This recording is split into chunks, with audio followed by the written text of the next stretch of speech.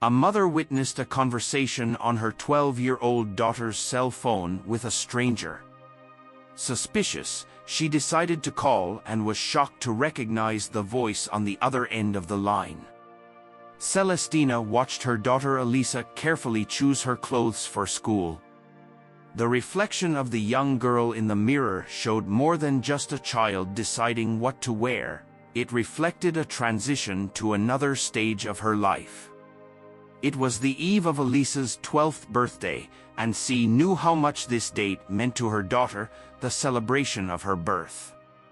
"Mom, I really hope to get a new cell phone tomorrow. All my friends communicate by messages and I feel a little isolated without that," Elisa said, adjusting her blouse and looking at Celestina through the mirror. Elisa had grown a lot in the past year, and Celestina felt a mix of pride and melancholy seeing her daughter become independent. "I understand, Lisa. A cell phone really can help you stay more connected with your friends," Celestina replied, thinking about the responsibility that comes with unlimited access to the digital world. She wanted to protect Elisa from many things, but she also knew she couldn't hold on to her forever.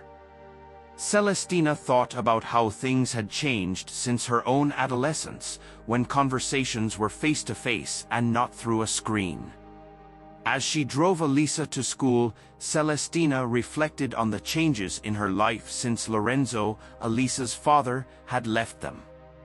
Elisa occasionally mentioned her father, especially when important dates like her birthday approached.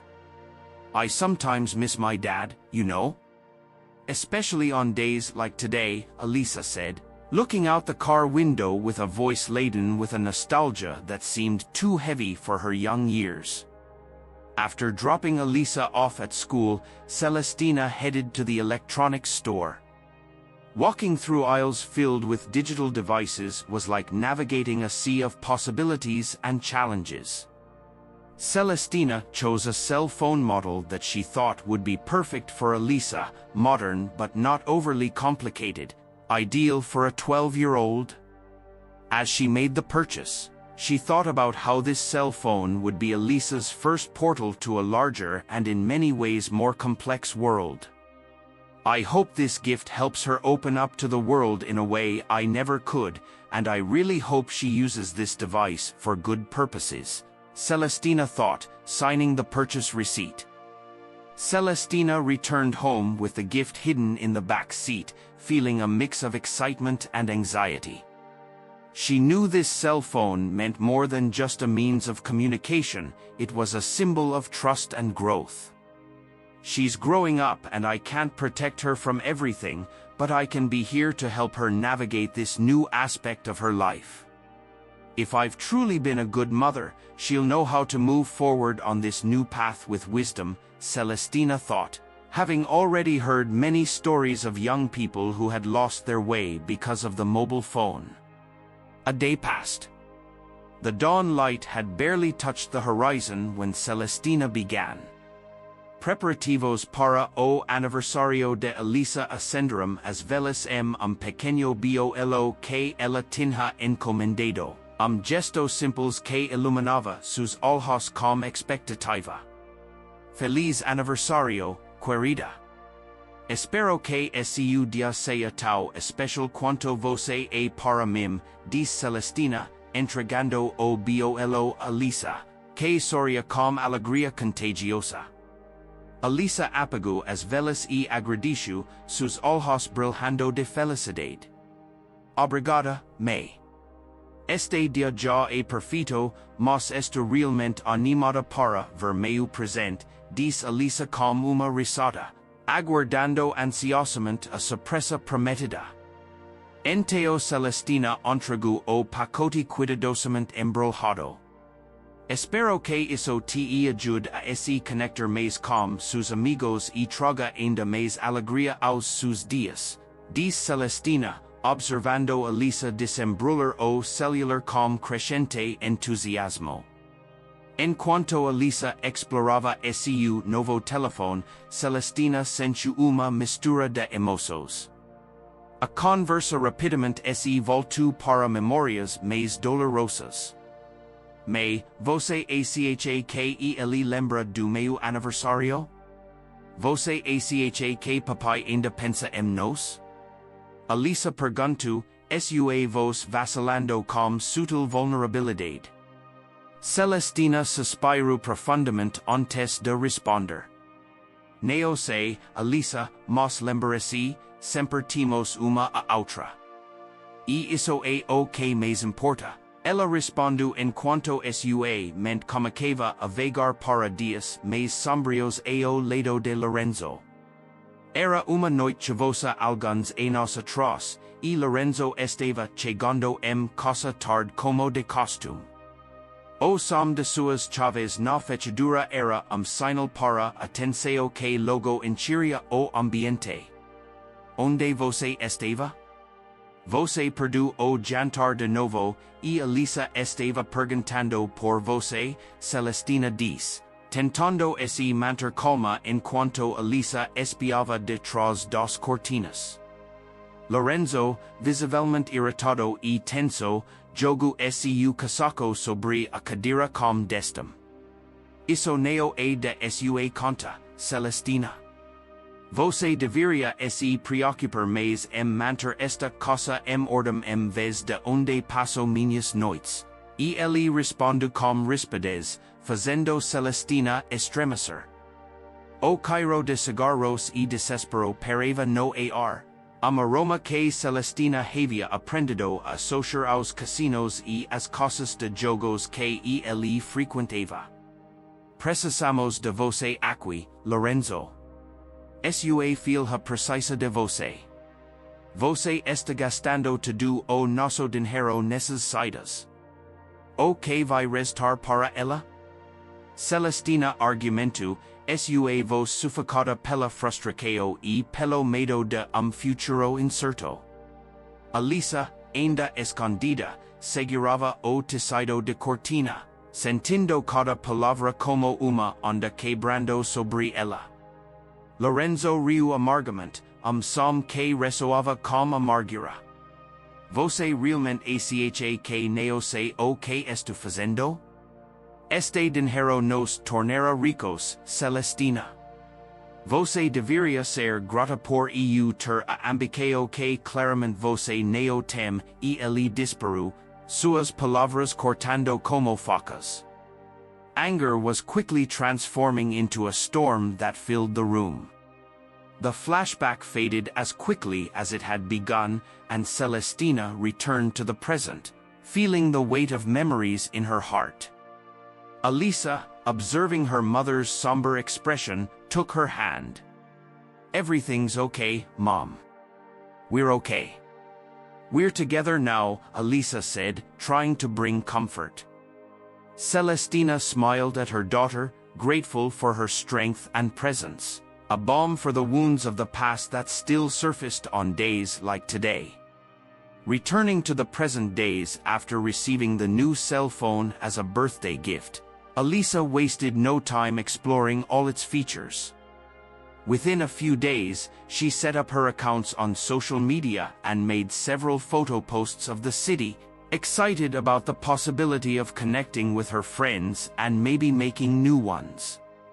At that moment, a profile with no photo and little information began following her posts and soon sent a message. Hi Alisa, I've noticed you really enjoy photography. Your photos are amazing. Do you have a favorite place to capture those images? Wrote the mysterious man. Flattered by the interest in her passion for photography, Alisa responded without hesitation, Hi. Thank you so much. I really love photography. One of my favorite places is the city plaza, especially during sunset. And how about you? Do you enjoy photography? It would be great to find someone who shares the same passion as me, Alisa typed, intrigued and eager to share more about her hobby. I love photographing mainly natural landscapes and urban scenery. The plaza is truly a beautiful place. Do you often go alone to take your photos? He asked, maintaining a friendly tone but with a curiosity that seemed a bit more personal than usual. Alisa felt a bit more cautious but still replied, "Yes, sometimes I go with friends, but I like going alone. It's my moment of peace, you know? It's when I really feel connected to the environment around me, and I really enjoy doing that during weekends in my free time." As weeks passed, the conversations between Alisa and the man became constant, almost every night. Alisa stayed up late responding to messages, laughing alone at shared jokes, or discussing various topics. Celestina, noticing a change in her daughter's sleep habits, began to feel increasing concern. Alisa seemed increasingly tired during the day, and her phone sessions grew longer. One particular night, as Celestina watched Alisa doze off with the phone still in her hand, she remained awake, reflecting on the situation. This relationship is becoming too intense, too quickly, Celestina thought, feeling a knot in her heart. I need to protect her, even if she doesn't understand it now. Determined, Celestina concluded that confiscating Alisa's phone overnight before she went to bed was necessary. She knew this decision could cause conflict between them, but her maternal instinct to protect her daughter from potential unknown danger was stronger. "I have to do it," she decided firmly. Tomorrow morning, Celestina planned as the moon cast a soft glow through the closed curtains. "I need to better understand who's on the other side of that screen before things progress any further," she thought. Celestina spent the night awake, pondering the implications of her decision, hoping that dawn would bring more clarity and fewer worries. As the sun barely rose on the horizon, Alisa was already on her way to school, the new cell phone firmly grasped in her hand. During recess, she distanced herself from her peers, immersed in another conversation with the mysterious man. He had become a constant presence in her digital life, someone with whom she shared laughter, interests, and now confidences. "Where do you live?" he casually asked during their conversation. Alisa hesitated, apprehension tingling in her sensitive stomach. The man quickly typed his own address. "Don't worry, I live on the other side of town, on Acacia Street, number 45. Now you know where to find me, and I'd love to know a little more about you." Encouraged by his openness and perhaps her youthful innocence, Alisa responded, "Oh, I live near Central Park, on Lily Street. It would be great to meet up." "You seem like a nice person," he immediately accepted, suggesting they meet at the square the next day. Back home, Alisa was distracted, thinking about the planned meeting when Celestina approached her. "Alisa, your teacher called today. She said you were on your phone during class. That can't continue, or you won't be allowed to bring it to school. This device is meant to help you and facilitate your research, expand your knowledge. I didn't give you a phone for your grades to drop," Celestina scolded, though she knew Alisa promised to behave better. "I know, Mom, I'll be more careful from now on," Alisa promised, retreating to her room. But the promise quickly faded as the night progressed, and the digital conversation intensified. It was almost dawn when Celestina, concerned about the still-lit light under Alisa's door, decided to intervene. She opened the door quietly, finding Alisa still awake, eyes fixed on the bright screen. "Alisa, it's very late. I need to take the phone now, or you'll spend another sleepless night, and that has me worried about your health," Celestina said, extending her hand. Alisa hesitated, trying to resist. "No, Mom, please. I'm talking to an important person, and I wouldn't like to interrupt the conversation, especially because of you. I'm 12 years old, I'm old enough to make my own decisions, and I know my virtual friend would agree with me," Alisa firmly responded. Celestina's concern turned into immediate alarm. "Elisa, that's very dangerous. You're not meeting him." "I'll keep your phone for now." Her disapproval was unmistakable as she confiscated the device before leaving the room, leaving behind a tearful and confused Elisa. Back in her room, Celestina opened the phone and began examining the conversation. With each message, her heart tightened. The man's words? The weight of maternal responsibility rested upon Celestina, hidden beneath a superficial appearance. She feared the dark intention lurking behind the conversations, the probing questions, and the palpable anxiety in a casual encounter. Sitting on the edge of the bed, cell phone in hand, Celestina knew she had to protect Elisa at any cost. The night slipped through her fingers, and Celestina found herself scouring the phone for more clues, while the silence of a difficult decision filled the room. The morning after, following the confiscation of the device, hung tense and silent in Celestina and Elisa's home. When Elisa arose, her countenance reflected shadows of resentment toward her mother's decision. Mechanically preparing for school, her enthusiasm waned in the emotional distance between mother and daughter. Throughout the car ride, the silence became tangible, interrupted only by Celestina's futile attempts at dialogue. "Elisa, I know you're upset," Celestina murmured softly, casting concerned glances at her daughter's reflection in the rearview mirror. Yet Elisa remained oblivious, lost in her own thoughts, perhaps contemplating a future without her mother's restrictions.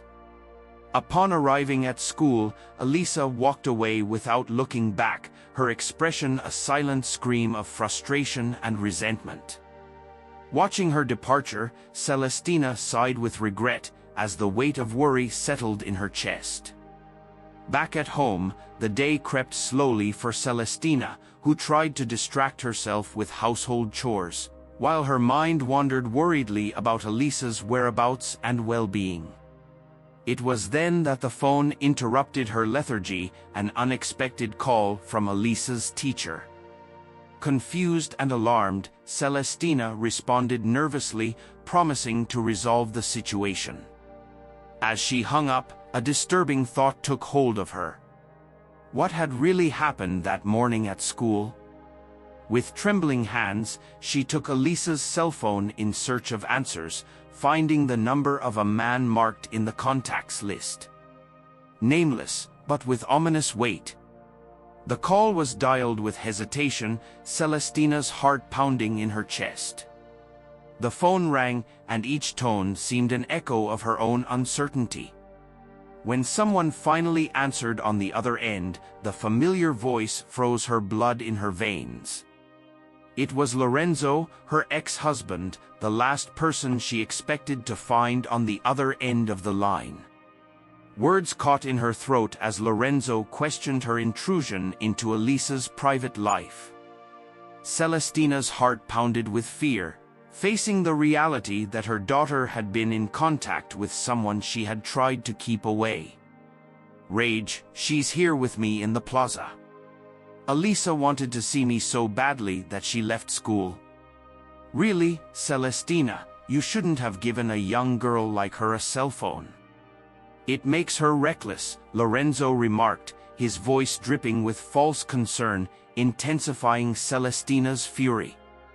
Celestina's heart raced with the revelation, concern quickly morphing into panic as she imagined her daughter with Lorenzo.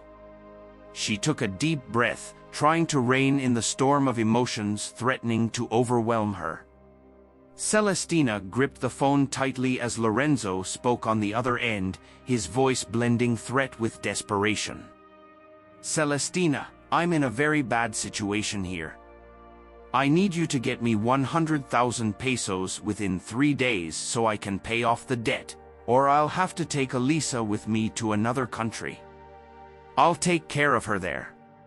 "Away from you," he said ruthlessly. Celestina's heart froze at his words.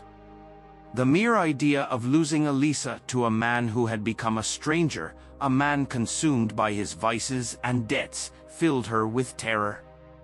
"Lorenzo, how can you threaten to take our daughter away?"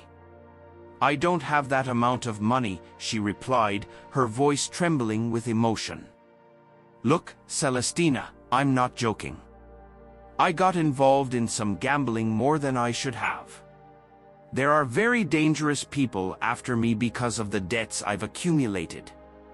If I don't pay, they'll come after me, and then they'll come after you. I'm not asking, I'm telling you that you need to find that money fast," his panicked voice explained roughly. As he spoke, the sound of Elisa shouting in the background became audible through the phone. "Stop talking to my mother like that.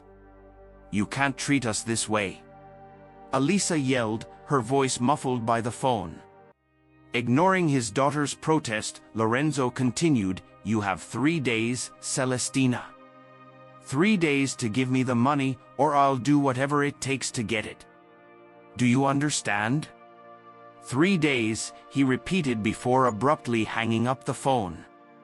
Celestina was paralyzed, the phone still pressed against her ear. Tears began to well in her eyes as the reality of Lorenzo's threat sank in. She felt a mix of anger, fear, and helplessness. With Lorenzo now unreachable, panic began to set in as she considered her limited options. Meanwhile, Lorenzo directed Elisa to get into his car, supposedly for a drive around the city. In an impulsive move, he turned to her in the car, deciding to seize the moment to explain his situation, perhaps to ease his own conscience or prepare her for what was to come. "Elisa, I want you to understand why I'm doing this. I got involved in gambling, and things spiraled out of control. Those dangerous people who are after me will come after your mother too, and I want to keep you safe," he began, his voice surprisingly calm but laden with urgency. "I started by betting small, thinking I could control it, but the losses were greater than I could bear. Now these people want their money, and they don't care who they have to hurt to get it. I don't want anything bad to happen to you or your mother because of me," Lorenzo continued, looking at Elisa through the rearview mirror, trying to find any sign of understanding on her face. Listening to her father's words, Elisa felt a mixture of fear and confusion. "But what are we going to do? How are we going to get so much money so quickly?" she asked, her voice small and uncertain. Lorenzo sighed, the weight of his choices crushing him. "I don't know yet, Elisa, but I need you to trust me. I'll do everything I can to get us out of this situation," he promised. Though in her inner turmoil, she doubted her own words. At home, Celestina paced back and forth in her living room, thoughts swirling around how she could gather 100,000 pesos in just 3 days. The amount was astronomical for her, a simple office worker with limited savings. She considered various possibilities, applying for a bank loan, but her income wouldn't support the repayment terms. Selling some of her possessions, though she knew it wouldn't reach the necessary value, or even asking for help from friends and family, an option that filled her with both shame and anticipation. As she mentally listed her limited options, Celestina remembered the dream she and Elisa had always shared, to open a small boutique selling art and crafts. They imagined a cozy space where they could sell handmade products and perhaps even organize workshops for the community. Inspired, Celestina rushed to the closet where she kept her artisanal creations and materials. "Maybe I can sell all this somehow, quickly, perhaps online or at a local market," she thought, although she knew it would be challenging to generate so much money so quickly. Desperate, she began preparing for an emergency sale, taking photos of each item and attempting to list them online. But soon she realized that the logistics and time required would make this option unfeasible within the 3-day time frame. Frustrated and feeling the weight of the situation, Celestina found herself at a dead end. It was then that she remembered Javier, a longtime friend who had become a prosecutor and had a vast network of contacts. Maybe he can offer me some advice or help, she thought, a thread of hope creeping in. Celestina picked up the phone and called Javier, arranging a meeting to discuss her situation. Javier met her at a quiet cafe where they could talk without interruptions. As soon as they sat down, Celestina poured out her heart, recounting Lorenzo's threats, the debt, and the ultimatum to take Elisa away. "Javier, I'm desperate. He's asking for an amount I can't even imagine gathering in such a short time. I tried to think of everything, even selling my crafts, but nothing comes close to what I need," she said, her voice filled with anguish. Javier listened attentively, his serious expression reflecting the gravity of the situation. After a moment of reflection, he spoke. "Celestina, this is a very serious situation. First, we need to ensure Elisa's safety. I'll see what I can do legally to protect you both. As a prosecutor, I have access to resources that can help manage the situation legally, especially considering that Lorenzo is involved in criminal activities," he said. As for the money, Javier continued, "It's important not to give in to his threats without legal protection. If Lorenzo is being pursued for debts from illegal gambling, that can work against him legally. We can use that to our advantage to negotiate with the authorities and ensure that he is held accountable without putting you or Elisa at risk." Celestina felt a temporary relief upon hearing Javier's words, comforted by knowing that she had the support of someone with knowledge and access to legal mechanisms. "Thank you, Javier.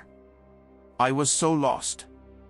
I didn't know who to turn to," she said, gratitude evident in her voice. "That we can do something legally to protect Elisa gives me hope," she said, her voice still trembling but slightly firmer now. Javier placed his hand over hers in a gesture of support. "Don't worry, Celestina. I'm going to start working on this immediately. Let's gather all the necessary information and devise a strategy. Lorenzo needs to understand that he can't just use her as a bargaining chip to escape from his own bad decisions. Plus," he added, "I'll contact the police and inform them about the situation. If Lorenzo is involved with dangerous people due to illegal gambling, that's something they need to investigate. This can help alleviate the pressure on you and Elisa while we handle the legal matter." Celestina nodded, feeling a bit stronger by Javier's presence and actions. "Thank you, Javier. I don't know what I would do without you right now. I feel like my world is crumbling with my daughter next to that man again, from where I struggled to get her out," she said sincerely, grateful. Javier smiled, conveying confidence. "You did the right thing by reaching out to me, Celestina. We'll do everything we can to resolve this. You and Elisa aren't alone in this fight. And I'm sure everything will turn out fine in the end," he assured her, his commitment evident. With that plan in motion, Celestina felt like there was finally a path to follow, a path that could lead her to protect her daughter and restore peace to their lives despite the threats still looming in the air. She was almost home when the cell phone rang, parking hastily, her heart pounding hard upon seeing Lorenzo's name on the screen.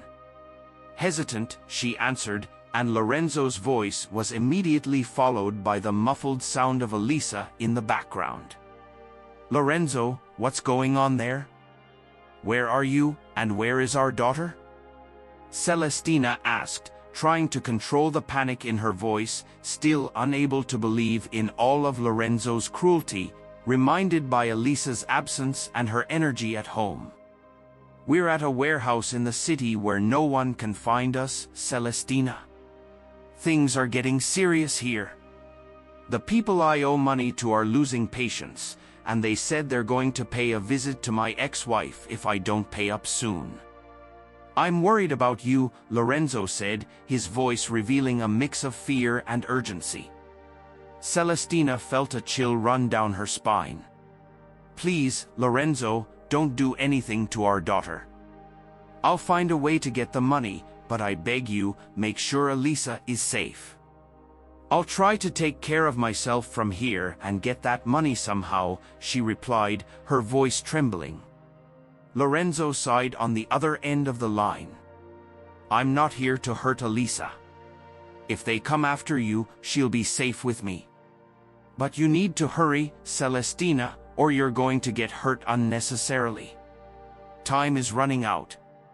The call ended, leaving Celestina plunged into deep anguish. She sat in the car for a few minutes, trying to assimilate the gravity of the situation. The idea of waiting for the police while her daughter was in Lorenzo's hands and possibly in danger was unbearable. However, despite the overwhelming fear for their safety, Celestina decided to trust the legal process and hoped that the police could intervene in time. Meanwhile, at the warehouse, Elisa watched her father with a mixture of fear and confusion. "Dad, who are those guys? Where are they now?" she asked, trying to understand the web of trouble her father had gotten into. Lorenzo avoided meeting Elisa's eyes as he responded evasively, "They're just people who don't want to. No more waiting for the money I owe, don't worry, I have everything under control," he said, trying to reassure her, but his words sounded hollow and unconvincing. Elisa, growing increasingly anxious, pressed for more answers. "But Dad, how did all this start? You've always gambled. Why didn't you ever ask for help to quit this ugly vice that has hurt you so much? I've missed you so much all these years without you." Lorenzo paced back and forth, clearly uncomfortable with his daughter's interrogation. "There are things in the adult world that are complicated, things I preferred to spare you and your mother. All you need to know is that I'm trying to fix it," he explained, avoiding giving details. Elisa felt frustrated and scared by her father's lack of transparency. The conversation left her more worried about her mother's safety. Her instinct told her that things would get worse before they got better as her father continued to evade her questions. Elisa knew she somehow needed to alert her mother to the imminent danger, although she didn't know exactly how. As the sky darkened, a growing sense of paranoia gripped Celestina, alone at home. Every shadow seemed to conceal a threat, every external noise sounded like an approaching menace. Lorenzo had mentioned that dangerous people might come after her, and that idea resonated in her mind with every rustle of branches outside. With her heart racing, she hurried to check all the windows and doors, securing them with trembling hands. Taking refuge in her room, Celestina lay down on the bed, trying to calm her breathing. "I just want all this to end," she thought to herself, hugging a pillow, trying to find some solace in the solemn quiet of her room. It was then that she remembered the necklace her mother had left her, a valuable piece purchased in times of prosperity and left to Celestina as a legacy of love and memory. She knew the necklace could be worth a lot, but the idea of parting with it squeezed her heart. "No, I can't sell the necklace. It's all I have left of her," she murmured to herself, determined to preserve that last link with her mother. Meanwhile, at the warehouse, Lorenzo pressed Elisa. "Your mother doesn't have anything valuable that can be sold to get the money. If she has something, I think it's best that you tell me, as you know this is compromising her safety," he asked, his voice tinged with desperation. Elisa hesitated, but the pressure was palpable. Well, she has a very expensive necklace that belonged to my grandmother. It's very valuable, and I think it would help a lot in getting the amount you're talking about. But I don't know if she would want to sell it, Elisa reluctantly shared. Lorenzo, who had momentarily forgotten about the necklace, felt a spark of hope. Of course, the necklace. How could I forget? It's highly valuable and can serve this situation, he quickly said, grabbing his phone to call Celestina. As soon as Celestina saw Lorenzo's name glowing on the phone screen, a chill ran down her spine. Reluctantly, she answered the call. "Lorenzo, what do you want now?" she asked, trying to keep her voice steady. "I remembered something that can solve our problems, the necklace your mother left you. You need to sell it, Celestina. It's the only way out for you now, and I believe it's worth exchanging that old jewel for yours and our daughter's safety," Lorenzo insisted urgently. Celestina felt a wave of anger and sadness. "No, Lorenzo, that necklace was a gift from my mother. It's the only memory I have of her. I'm not going to sell it, I can't. I'll find another way to get the money," she replied, determination reinforcing her voice. There was a pause on the other end of the line before Lorenzo spoke again, this time with a cold harshness in his voice. "Celestina, if you don't get the money, those guys will hurt you. They're not playing around. Think about it, it's your safety on the line." The call ended with those threatening words echoing in Celestina's ear, leaving her with a sense of helplessness and fear. She clutched the phone to her chest, tears beginning to form in her eyes as she considered the gravity of her situation. Her mother's legacy, the necklace, was now at the center of a terrible decision. As darkness enveloped the warehouse, the tension between Elisa and her father, Lorenzo, escalated noticeably. Distressed by the threat that her mother might be endangered, Elisa confronted Lorenzo with a critical question. "What are you going to do if Mom doesn't sell the necklace? You know she won't want to sell it, even if it means her safety." Lorenzo, with a grim expression, didn't hesitate in his response, showing a cold resolve. "If she doesn't sell the necklace, we'll go there together. I'll take it by force and take you with me to another country. Once there, I'll sell the necklace," he declared, his voice laden with an implicit threat that made Elisa recoil, shocked by her father's willingness to go down such an extreme path. Trembling, Elisa replied, tears shining in her eyes under the dim warehouse light. "I don't want to go with you. You're not a father to me, not as you should be. You weren't even there on my birthday," she said, each word imbued with pain and resentment. Lorenzo, trying to justify his actions, stumbled over his words. "I'm dealing with big problems, things you wouldn't understand, but I'm trying to fix things now. It's better for you to stay quiet, Elisa, this is for the good of our relationship," he argued, though his excuses sounded hollow and unconvincing to Elisa as the conversation drew to a close. As bedtime arrived and Lorenzo, exhausted by the day's emotions and stress, left his phone on a small table beside where he settled in, confidently thinking it was secure there, he hadn't counted on Elisa's silent determination. Taking advantage of Lorenzo's deep sleep, Elisa rose carefully, her movements slow and silent, almost as if she were holding her breath. She reached for the phone with trembling hands, aware that any mistake could quickly awaken him. She urgently typed a message to her mother. "Mom, Dad said if you don't sell the necklace, he'll force his way into the house to take it. Please leave the house. Don't reply to this message." After sending it, she deleted the sent message and the conversation, erasing any trace of her action. Carefully, she placed the phone back exactly as it was and returned to her place. Just as she was about to lie down again, Lorenzo began to stir. He rubbed his eyes, noticing the movement. "Elisa, what were you doing?" "It's late, and you need to rest and sleep a bit," he asked, his voice still hoarse from sleep. Quickly, Elisa made up an excuse.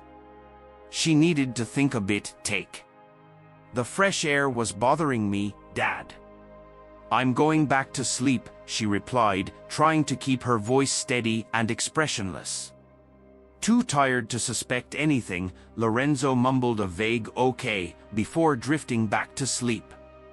Meanwhile, Elisa lay down, but sleep was far from reaching her. Her heart raced uncontrollably, dominated by worry for her mother's safety and fear of what dawn might bring. Anxiously awaiting any reaction from her mother to the critical message she had sent, the dawn brought a new day, but for Celestina, every shadow seemed to conceal imminent danger. She woke up with a sense of unease, starting her day with the usual routine, though the windows and doors remained firmly closed. As she prepared her coffee, the silent atmosphere was only interrupted by the sound of her own movements and the occasional buzz of a notification on her phone. When she finally saw Elisa's message, her heart raced. Without wasting a moment, Celestina grabbed the phone and called Javier, conveying the urgency in her voice as she quickly recounted everything: the feeling of being watched, Lorenzo's direct threat to come for the necklace, and her daughter's disturbing words alerting her to the danger. Listening attentively, Javier responded calmly, as the situation required. "I'll immediately talk to the commissioner, and we'll organize a team to go to your house," he assured her, but he didn't stop there. "We have an opportunity here to set a trap for Lorenzo. When he arrives and tries to take the necklace, we'll capture him.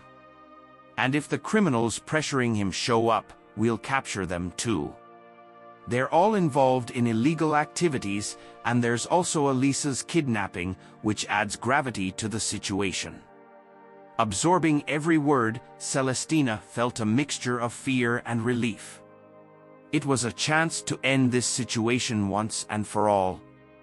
She agreed to the plan. While Javier coordinated with the authorities during the day, Celestina stayed in constant contact with him, receiving updates on the progress of the preparation. When Javier arrived at Celestina's house, discreetly accompanied by police officers, he went straight to explain the plan. The officers are well positioned around and inside the house, ready to act as soon as Lorenzo appears and also when the men come to collect the money he owes. "We'll keep everything under control," he detailed, checking the officers' positions through his phone. In the desolate and gloomy warehouse, Lorenzo paced back and forth with a marked expression of unease on his face. Impatience and nervousness were evident in every step he took, repeatedly checking the time. He realized time was running out. "We can't wait any longer, Elisa. If your mother hasn't called by now with the money, we'll have to go get it ourselves," he said urgently and frustratedly. Elisa, who was sitting in a corner of the warehouse, stood up, fear clear in her eyes. "Please, Dad, don't hurt Mom," she pleaded, her voice trembling with emotion and fear of what might happen.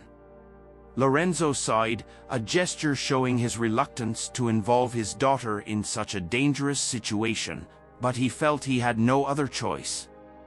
"Let's go, it's time to resolve this once and for all," he said, signaling for Elisa to follow him to the car. In the car, Lorenzo drove at an alarming speed while Elisa beside him gave instructions to reach the house. Celestina's journey was shrouded in tense silence, only occasionally interrupted by Elisa's instructions. The fear that something terrible might happen to her mother consumed her from within. Upon arrival, Lorenzo parked the car a little away from Celestina's house. The street was quiet, and there was no indication of police presence. Holding Elisa's arm firmly, Lorenzo walked towards the front door, determined to enter and take the necklace by any means necessary. However, as soon as Lorenzo opened the door and took a step inside, a series of rapid movements occurred.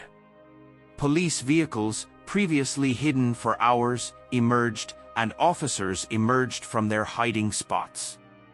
One of the officers quickly approached Lorenzo, grabbing him by the arms, exposing Javier, who was among the police officers, advanced with authority. "Lorenzo, you're under arrest. There's no use resisting or attempting anything reckless." "There's no way out," declared Javier, maintaining a firm and controlled tone of voice. Now handcuffed, Lorenzo looked around, visibly disturbed and furious. "You have to let me go. I didn't do anything. I was just with my daughter, and there's nothing legally stopping me from being by her side," he argued, trying to find a loophole for his defense. Unconvinced, Javier calmly responded, laying out the facts. "Celestina told us everything about the kidnapping, the threats, and your attempt to steal the necklace. The accusations are serious, Lorenzo, and we won't let you walk away unscathed after all these crimes." It was then that Celestina, who was observing the scene from a safe distance, stepped forward, her concern still visible on her face. "Lorenzo, and the men who are after you, were they coming here tonight?" she asked, her voice tense, trying to fully grasp the gravity of the situation and the still potential danger at her doorstep. In the tense silence that followed Celestina's question, Lorenzo let out a bitter laugh, his eyes gleaming with malicious disdain. "You're truly a coward, Celestina. There was no one after me. It was all a lie to deceive you and get money to get my visa and flee the country. There's no debt. I quit gambling a long time ago," Lorenzo revealed with cold cruelty. Continuing, each sentence more venomous than the last, he accused, "I thought Elisa would help, but she only interfered. All of this is your fault. You hated me. You were the reason I left." That's when Javier intervened, his posture rigid and his voice charged with moral authority. "You have no honor, Lorenzo. You've dishonored your own family in an unforgivable manner. You don't deserve to be near Celestina and Elisa. Now you'll stay away from them where you can't do any more harm, in jail," declared Javier, each word marked with a disdain equal to that shown by Lorenzo. The officers approached to take Lorenzo away. Before they could escort him out, Celestina stepped forward, her voice firm and clear, cutting through the air like the crack of a whip. "I don't regret ending things with you, Lorenzo. You're sick. I don't want you near Elisa ever again," she said, her words laden with an irrevocable purpose. The officers then grabbed Lorenzo by the arms, beginning to lead him out of the house. He tried to resist, but the officers' firmness was unyielding. As he was taken away, Celestina and Elisa embraced, a moment of relief and reconnection after the whirlwind of emotions. In the embrace, Celestina whispered, her voice choked with emotion, "Forgive me, Elisa. Forgive me for not taking care of you properly. I've been an irresponsible mother. And you wouldn't forgive me if something had happened to you," the plea. The apologies were a reflection of his guilt for everything Elisa had gone through, and the embrace signaled forgiveness and unity within the family.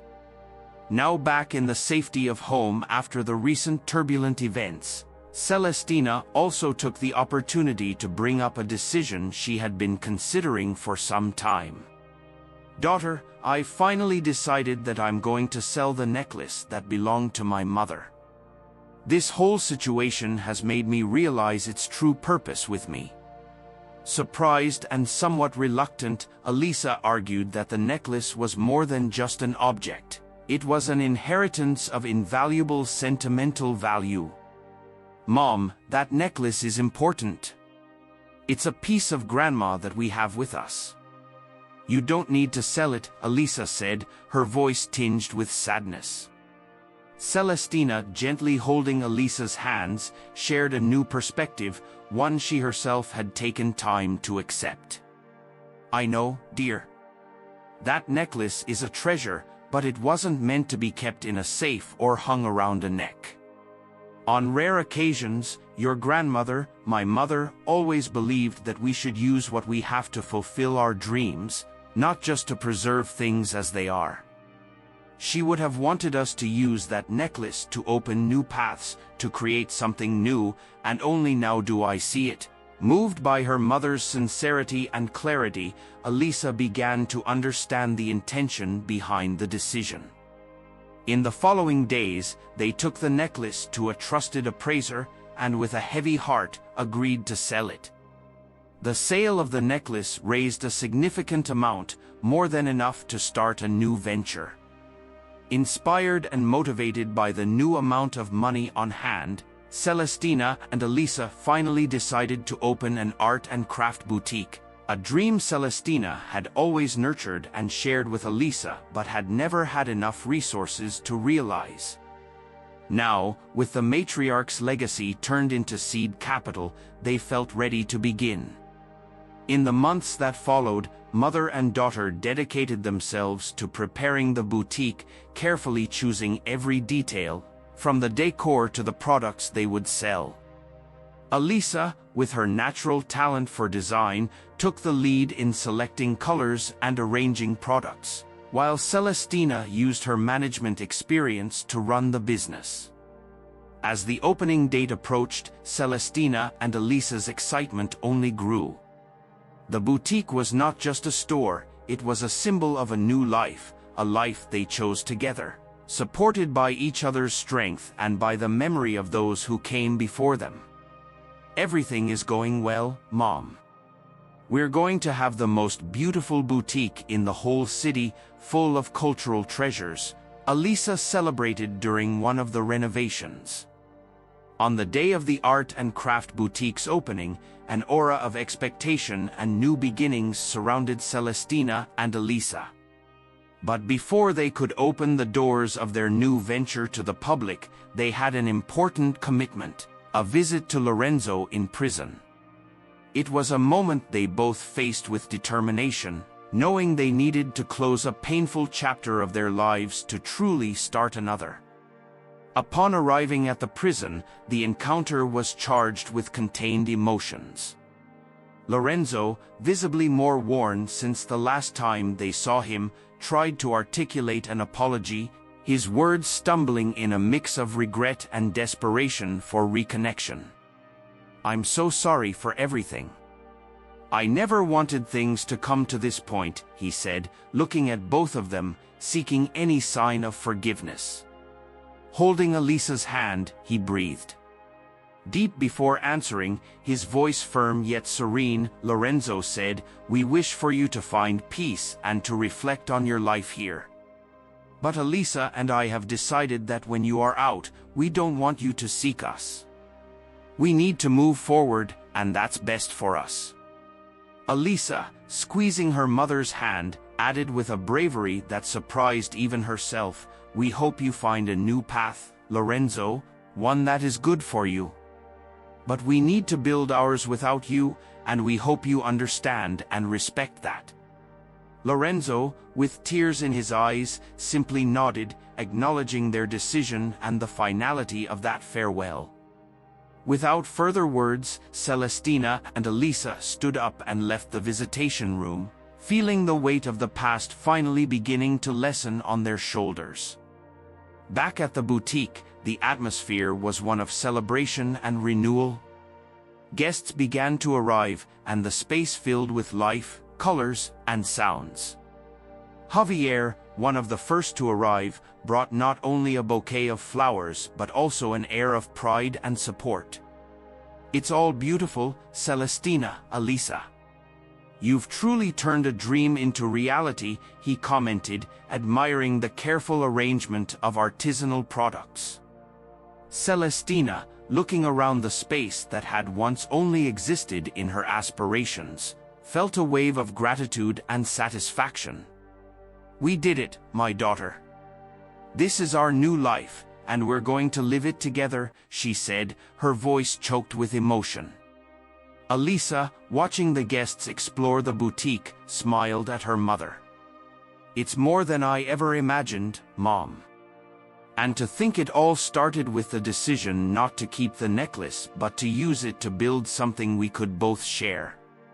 They hugged, the boutique around them not just a testament to their effort and creativity but also a symbol of their journey from suffering to hope and fulfillment. "We did it together, and as long as we're together, I know we can do anything," Celestina whispered as Elisa nodded, feeling the same certainty in that moment of connection and celebration. Mother and daughters knew that, regardless of the challenges of the past, the future was a blank canvas ready to be painted with the colors of their new lives. If you enjoyed this story, we invite you to like and subscribe to our channel. Your support is crucial for us to continue producing captivating stories regularly. Stay tuned so you don't miss our next fascinating narrative, which will be available soon. We greatly value your support. See you soon.